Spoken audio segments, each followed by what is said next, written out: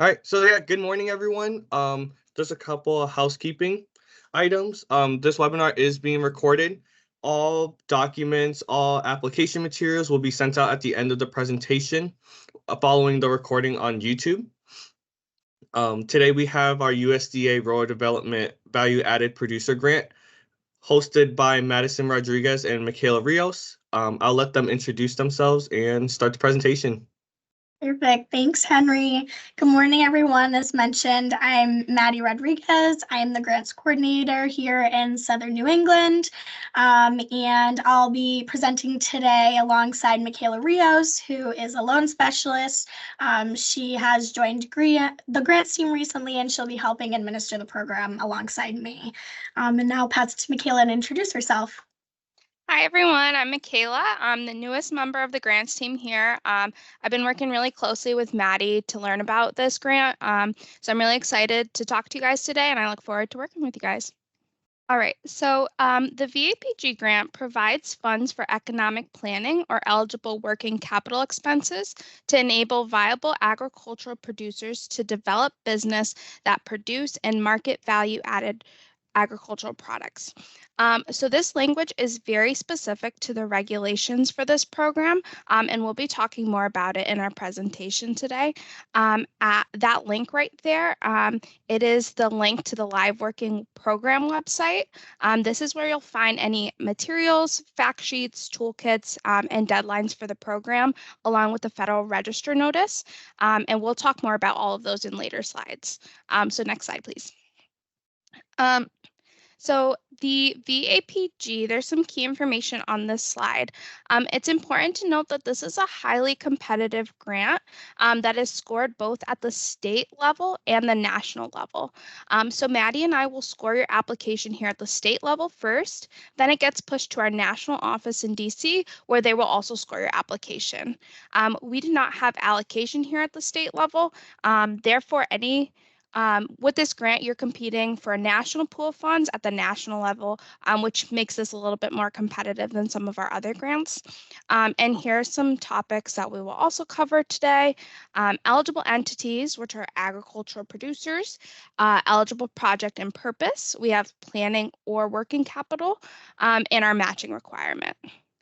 So before we get into what VAPG is, we just want to talk about what VAPG isn't.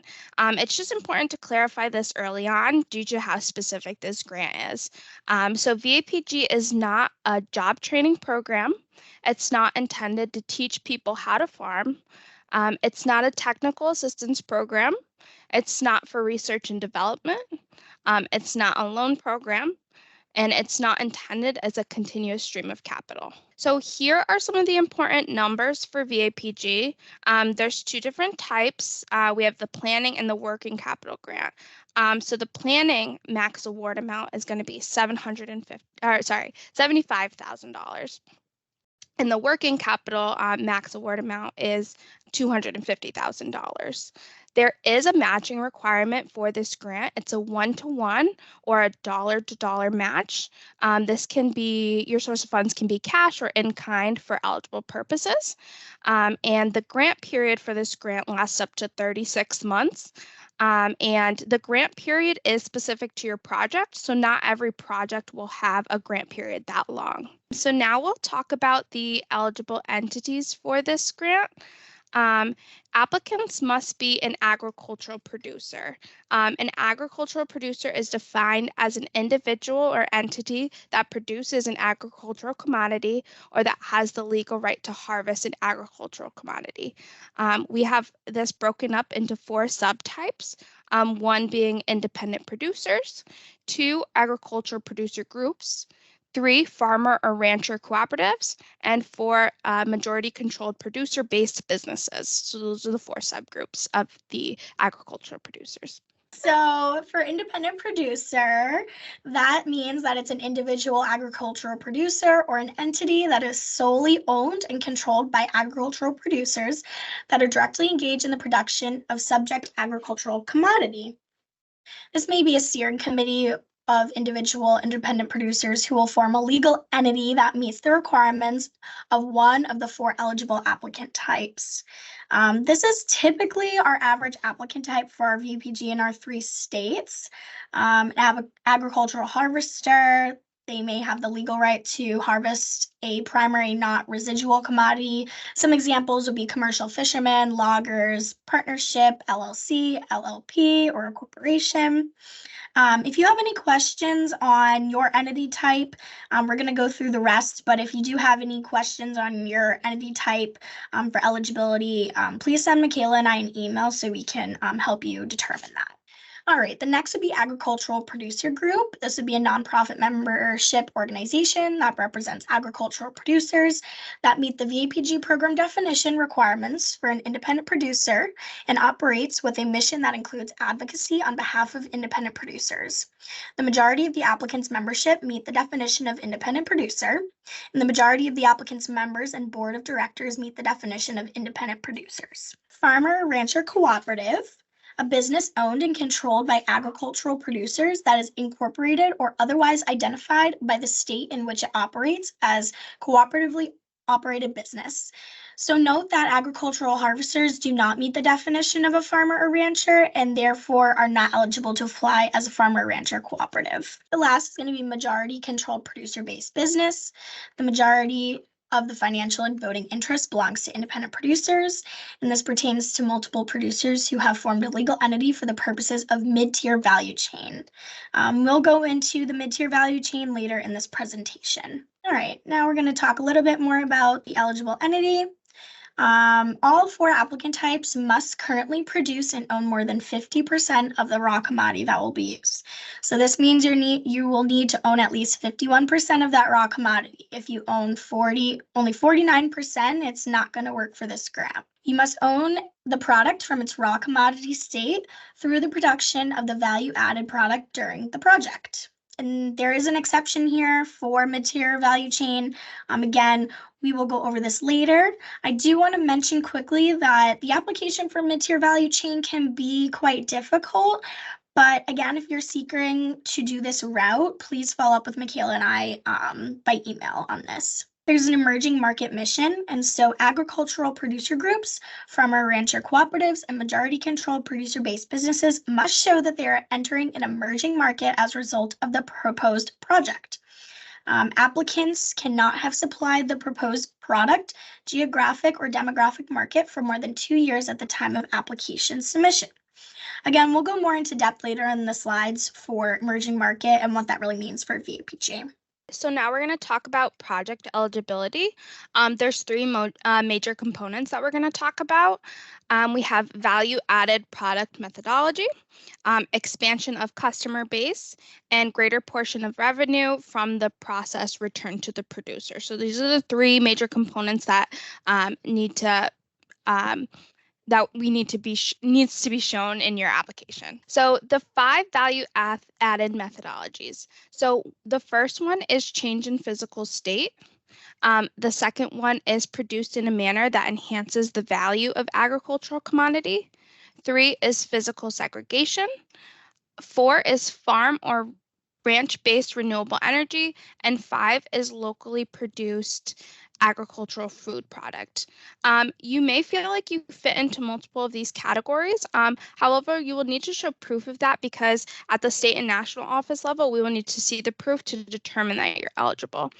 We do suggest that you select one as it's going to be less work, but if you feel like you have a strong stance on fitting into multiple categories here, please feel free to select multiple. We don't discourage it. We just note that this grant is very specific and you will need to show proof. And change in physical state historically has been the most popular for this grant. And we'll talk more about what that means. So change in physical state. This is an irreversible processing activity that alters the raw agricultural commodity and enhances its value, and is something other than post-harvest process that primarily acts to preserve the commodity for later sale. So an example of this is turning milk into cheese, wheat into flour, wool into clothing or rugs, corn into ethanol, and livestock into packaged meat. The next methodology is enhances value. So results from the use of a recognizably coherent set of agricultural production practices in the growing of the raw agricultural commodity, such that a differentiated market identity is created for the resulting product. So this is non-standard production method that adds value per unit of production over a standard production method and demonstrates this by quantifiable comparison with products produced in a standard manner. So this could be organic carrots or eggs produced from free-range chickens. Those are just some examples of projects that would fall into this methodology. So next we have physical segregation. So this is the results from physically separating the agricultural commodity from other varieties of the same commodity on the same farm during production and harvesting, with continued separation during the processing and marketing of the value-added product. So the example we have here is GMO corn separated from non-GMO corn on the farm during harvesting and production, with continued separation throughout the marketing. So next we have the renewable energy methodology. An agricultural commodity that is used to generate renewable energy on a farm or ranch owned or leased by the independent producer applicant that produces the agricultural commodity. So we have some examples here. This would be dairy manure into methane and electricity generated on the farm, or it could be corn into biodiesel generated on the farm. Note that wind, solar, geothermal, and hydro sources are not eligible under the VAPG grant. And the next one is locally produced agricultural food product. This is any agricultural food product that is marketed and distributed within 400 miles of the product's origin or within the state in which the product is produced. So an example of this would be if specific local grapes with characteristics attributable to the growing area are sold to a winery that will produce a local wine. Another example of this would be a local sweet corn advertised and sold at a premium as a fresher, locally produced alternative to non-local produce. I did just want to note on the last slide, if you have any questions about those 5 methodologies, please reach out to Maddie and I will be happy to discuss the specifics of those. And I'll now pass it off to Maddie. Perfect, thank you. All right, so a little bit more continued into project eligibility. All applicants must demonstrate an increase in customer base and that the greater portion of revenue derived from their value-added process is returned to the producer. All right, so now we're going to go into the project purpose. And so as mentioned at the beginning of the presentation, where Michaela mentioned the 2 types of grants you can apply for under VAPG. The first would be the planning grant, and this is to pay a qualified third-party consultant for the development of feasibility, marketing, business plan related to the processing and or marketing of the value-added product. So I would think of this more as a stage 1 of your product project. This is where you'd be able to use the funds to pay for an expert from outside of your farm to come in and evaluate whether or not your product is feasible and help formulate a business plan and help you also formulate the marketing for your project. The second would also be the working capital grant. This is to pay eligible project expenses related to the processing and or marketing of the value-added product, and there are variations. So for working capital, I would think, this is when you're past the stage of planning. You've already gotten that feasibility study and the business plan in motion. And so with the working capital, we're going to go more into those variations as they can be pretty specific to what kind of entity can apply and what you'll need for those applications. All right, the first variation of working capital would be emerging market. As I mentioned previously in the presentation, this would be a request of $50,000 or more. All applicant types are eligible for this type of working capital application, and you must provide a third-party project-specific feasibility study and a business plan related to the processing and or marketing of the value-added product. So this means it cannot be a feasibility study or business plan that you did yourself. It has to be from a third-party expert that has already been previously done. All right, the next would be market expansion. Again, it's requests of $50,000 or more. This is where only independent producer applicants are allowed to apply for. Please note, again, if you have questions on these application types, just send Michaela and I an email and we can evaluate that with you later on. Proposing market expansion of an existing value-added product that they have produced and successfully marketed for at least 2 years at time of application. And in lieu of independent feasibility study for a project, must submit a business or marketing plan for the value-added product. For this application type, it does not have to be from a third party. You still just have to submit that plan with us, though, at the time of application. So it can be a feasibility study and business plan you did yourself. All right, our last variation is the working capital simplified, and this is requests of less than $50,000. Again, all applicant types are eligible, and if you are hoping to apply for the simplified application, you will not be required to provide a feasibility study and a business plan, but you must demonstrate the expected increases in customer base and revenue return to the producer applicants supplying most of the agricultural commodity for the project. Perfect. So now we're going to go into some of the eligible uses of funds. This is very important because we do get a lot of questions on this. And so eligible uses would be processing costs, including labor, utilities, packaging, and labeling ingredients. Additional raw commodity inventory from third parties. This can only be up to 49% of the total amount required for the project. So just keep that in mind. As I had mentioned in the beginning, 51% has to be from you. We can also use it for advertising and promotion and financial and accounting systems. Again, all 4 of these bullets of examples all have to relate to the value-added product processing. It cannot be for the raw commodity processing only for the value-added. All right, so now we're going to talk about some ineligible uses. Again, super important because we do get a lot of questions on example of uses of funds.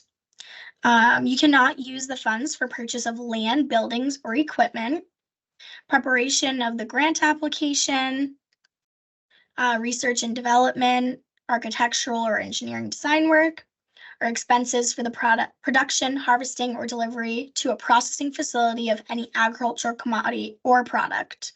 I do want to talk quickly about that first bullet where it talks about equipment. And you might be asking, well, what is defined as equipment?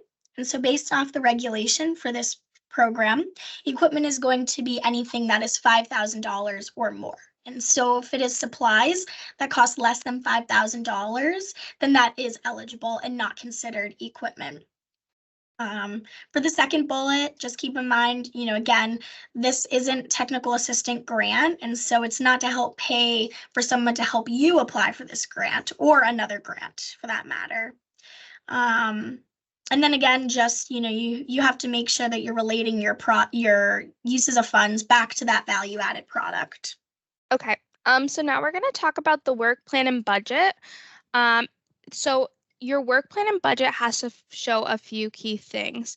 The first thing that needs to be shown is how the project's goals will be accomplished, including a narrative description of the eligible activities and associated tasks. Following this, we will also need a budget breakdown of the estimated costs allocated to those activities and tasks.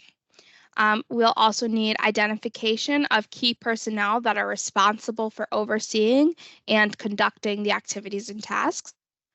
We will need timeframes for the completion of activities and tasks. You will need to identify the sources and uses of grant and matching funds for all activities and tasks. And lastly, a grant period that meets the start and end date requirements. Again, you can have a grant period up to 36 months. So now we're going to talk about the matching funds. So your match has to be equal to the grant amount. It has to only be spent on eligible expenses. You do need to spend your match in advance of grant funding. So for every dollar of grant funds dispersed, not less than an equal amount of matching funds will have to be expended prior to submitting the request to reimbursement.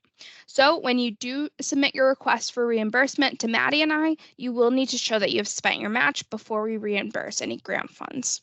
And your match must be from eligible source without real or apparent conflict of interest.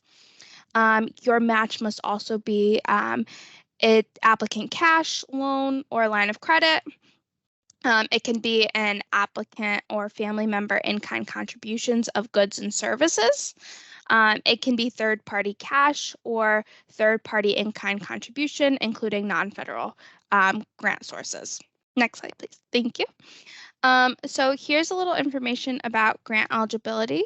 The maximum time frame of 36 months in length from date of award. So you will only have 36 months to carry out this project.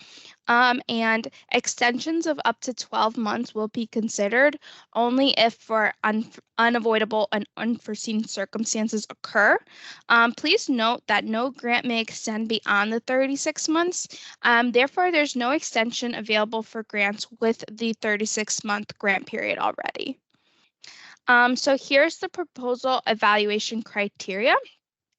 This is a scoring component of the grant. The agency will select and rank applications based on the criteria categories below. So first we have the nature of the proposed venture.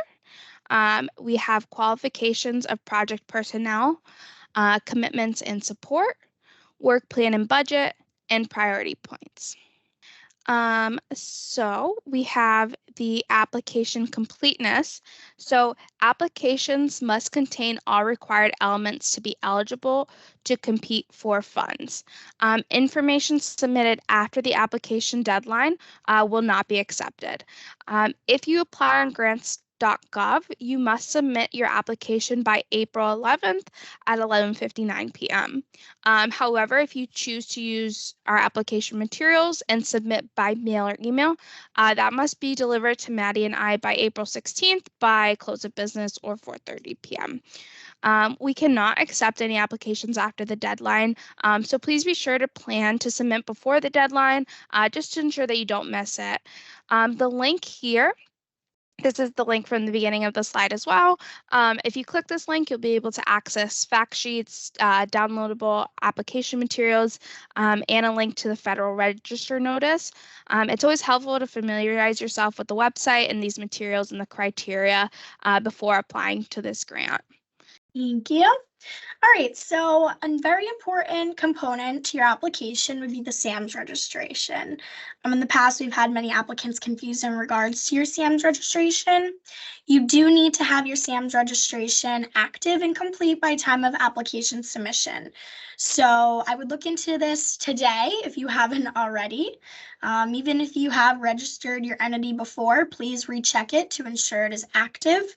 If it is nearing expiration, please ensure you're taking the steps to reactivate. We're not affiliated with SAM.gov, and so we are unable to help with this process. So registration is done entirely through SAM.gov, and you'll have to do this individually on your own. All right, so now I'm going to talk a little bit about the priority points. There are some priority points offered in this program. 5 priority points will be awarded to all applicants that request the priority points and demonstrate eligibility for one of the following priority categories: beginning farmer or rancher, socially disadvantaged farmer or rancher, veteran farmer or rancher, mid-tier value chain project, small or medium-sized farm structured as a family farm, farmer or rancher cooperative. For beginning farmer or rancher or socially disadvantaged farmer or rancher priority points, applicant ownership or membership must be 51% or more of beginning farmer ranchers or socially disadvantaged farmer ranchers, respectively. So up to 5 additional points will be awarded to agricultural producer groups, farmer ranch cooperatives, and majority controlled producer-based businesses that propose projects that best contribute to new or expanded marketing opportunities for beginning farmer ranchers, veteran farmers or ranchers, socially disadvantaged farmers or ranchers, or small or medium-sized family farms. All right, so there are funding priorities in this program. The 3 funding priorities would be beginning, veteran, and socially disadvantaged farm or ranchers, mid-tier value chains, and persistent poverty counties.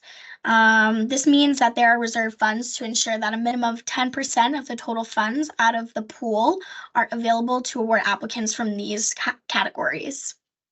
All right, so now we're going to talk a little bit about the mid-tier value chain.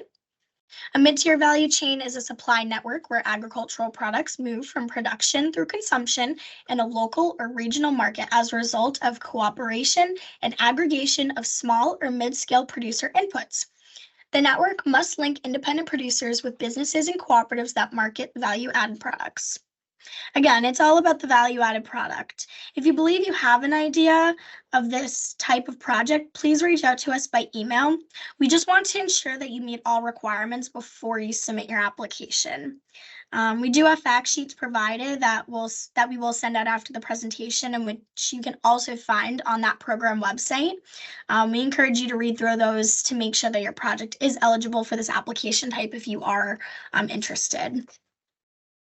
Okay, so proposal evaluation criteria scoring. So here is an opportunity to score additional points based off a cash match. So if your cash match is less than 50% of the matching contribution, you will score 0 points for that. If your cash match equals 50% or more of the matching contribution, you can get up to 2 points for that. And if your cash match equals 100% of the matching contribution, you can score 4 points for that. So if your grant is $30,000 and your match is $30,000 cash, then you will score all 4 points for that criteria. So now I'm going to pass it off to Maddie to talk about some successful sample VAPG projects that we've had. All right, so the first we're going to talk about is Sub-Edge Farm LLC. Their entity is an independent producer. They applied for a working capital grant. Their raw commodity is pork, and their value-added product is sausage. And so some of the expenses covered were store displays, a new web page, search engine optimization, SEO, sales and marketing communication efforts, including hiring new staff. And so this obviously is not the entirety of what a VAPG project looks like, but it's just a little bit of, a blurb to show, a pork producer, what they're doing, what kind of value added product they're seeking, and then what some of the expenses that they used with VAPG grant funds.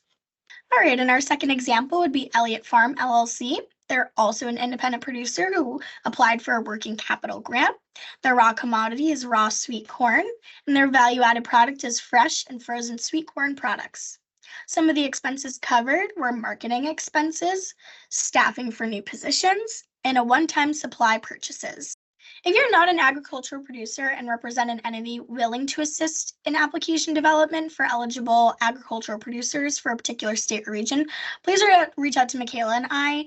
This would be maybe if you're a nonprofit organization or a state agency that helps represent ag producers and want to help with their application development for eligible agricultural producers. Please reach out to us and we can help coordinate that. All right. And so here are some final helpful hints. As we've stressed throughout the presentation many times, please email us to discuss intent and determine if your project is a good fit. Schedule a consultation with us in order to target maximum score and results following the release of this webinar. If you want to be extra careful, we suggest that you submit your application 2 weeks in advance of the deadline in case of incomplete documentation. If you submit, the day before or the day of the deadline, we can't guarantee that we'll be able to review your application fully to give you feedback in case you miss something.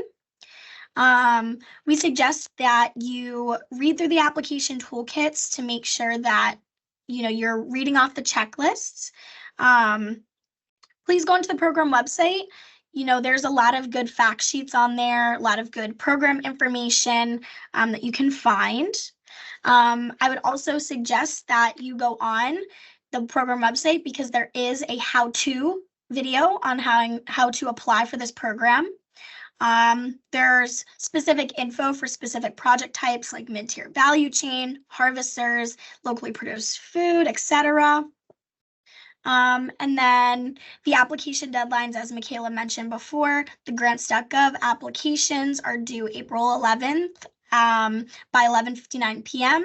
And then paper applications are due to us April 16th, 2024 by close of business or 4:30 p.m. Below you can find me and Michaela's contact information and our physical office addresses if you are going to send by email. We suggest the more foolproof method to submit your application would be to send it either by email or mail, because it does come directly to Michaela and I, and we are able to review. But of course, you are still, eligible to submit through grants.gov. And now I think the next slide is just going to ask if there are any questions. Thank you, Maddie and Michaela, for that amazing presentation. Perfect, thank you. And I just do want to mention, if there are any questions that you have, please just email us, or you can give us a phone call, and we can certainly help answer those. There is one. Is there anyone that can help with the grant writing process? Yeah, definitely. So we do have some resources, that we are able, they're not guaranteed on our end that they would be able to help you, but we do have resources that you may be able to reach out and seek some help. We've, have worked with some nonprofits in our 3 states. So if you could just send me an email with a little bit more information on your project and what state you're located in, I can certainly help, direct you to either a nonprofit organization or some other resources that would help, with the application writing. Thanks, Maddie, for that. And again, we'll send out the webinar and we'll send up a follow-up email with Maddie and Michaela's information. Can the grant be for multiple value-added products? We try to encourage that it just sticks with one product. If it is sort of within the same scope of work, like, if you're taking the pork and making it into multiple different types of sausage products, yes, I believe that's eligible. But if it's not within the same scope, I would say no. You would probably have to just stick with one scope and pick one product. And I think that is it for questions. Thank you again, Maddie and Michaela, for the presentation. And we'll follow up with application material and the webinars soon. Thank you, everyone. Thank you, Henry. everyone. Thank you.